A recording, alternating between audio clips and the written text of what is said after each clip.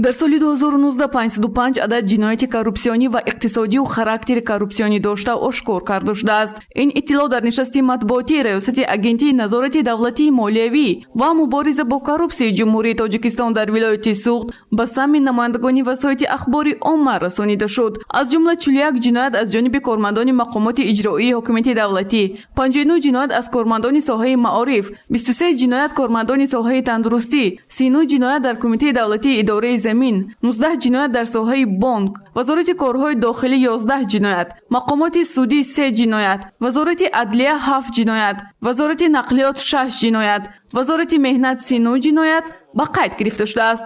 Дар шаҳру ноҳияҳое ки ин шумора афзоиш ёфтааст, шарҳ дода шуд. дар натиҷаи тафтиши комплексии маҷмӯи ташаккул ва иҷрои қисми даромад ва хароҷоти бюҷет ва мақомоти маҳаллии ҳокимияти давлатии шаҳри Истиқлол, Зафаробод, Айник, Кӯҳистони Мастчоҳ, Бобоҷон Ғафуров ва Спитамен пешниҳод ирсол карда шуданд. аз натиҷаи санҷишҳои гузарондашуда 104 қарорҳои дахлдор қабул карда шуда, нисбати 227 нафар муҷозотҳои интизомӣ татбиқ карда шудааст. дар самти мубориза ба коррупсия дар ин давра 505 адад ҷинояти коррупсионӣ ва иқтисодии характери коррупсионӣ дошта ошкор карда шудааст. ҳамчунин аз ин шумораи умумии ҷиноятҳои ошкор карда шуда 124 ададаш рӯи ҷиноятҳои вазнӣ ташкил медиҳад.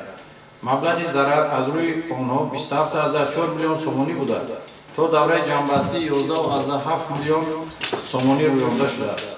барои бартараф кардани ҳолатҳои коррупсионӣ корбари пурзор ба роҳ монда шудааст. Аз ҷумла ҳолатҳои коррупсионӣ дар соҳаи маориф низ яке аз мушкилиҳои ҳалталаб буда дар соли 2019 афзоиши шумораи он нигаронкунанда аст. аз ҷониби масъулони раёсати агентии назорати давлатии молиявӣ ва мубориза бо коррупсияи ҷумҳурии Тоҷикистон дар вилояти Суғд оиди ҳолатҳои характери коррупсионӣ дошта ва ошкоргардидаи соҳаи маориф дар шаҳру ноҳияҳои вилоят шарҳ дода шуд.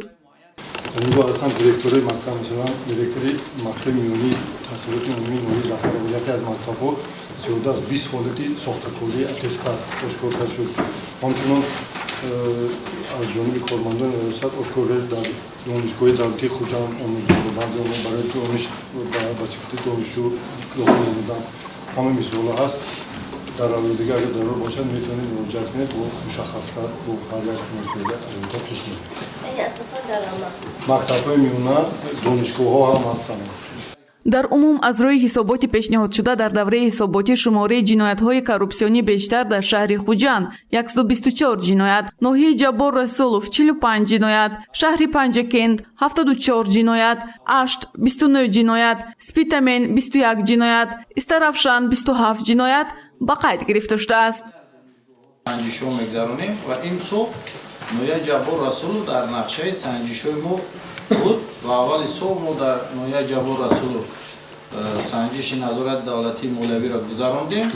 дар кадом шаҳр ноҳияе ки мо санҷишҳо мегзаронем 2 сола фаъолияти онро месанҷем ва дар давоми ҳамин 2 сол чӣ камбудие ки дар он ҷо роҳ дода шудааст ошкор мегардад ва бинобар сабабе ки имсол мо санҷиш гузарондем дар шуғли аҳолӣ, ҳифзи иҷтимоӣ ҳамин ноҳия камбудиҳо зиёд ошкор гардид ва ин камбудиҳо гарчанде он сохторҳои вазоратҳои ҷумҳуриявӣ ҳам ки бошанд дар ҳамин ноҳия ки ҷойгир ҳастанд ҳамаи ҳамин ҷиноятҳо ҳамчун ҷиноятҳои дар ноҳияи Ҷаббор Расулов содир шуда ва қайд гирифта мешавад.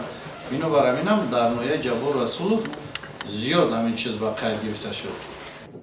дар поёни нишасти матбуотӣ Карим Иброҳимзода сардори раёсати агентии назорати давлатии молиявӣ ва мубориза бо коррупсияи ҷумҳурии Тоҷикистон дар вилояти Суғд намояндагони васоити ахбори оммаро ба ҳамкорӣ ва пешгирӣ намудани ҳолатҳои коррупсионӣ даъват кард. инчунин рӯзноманигорон низ дархосту пешниҳоди худро дар ин самт баён карданд.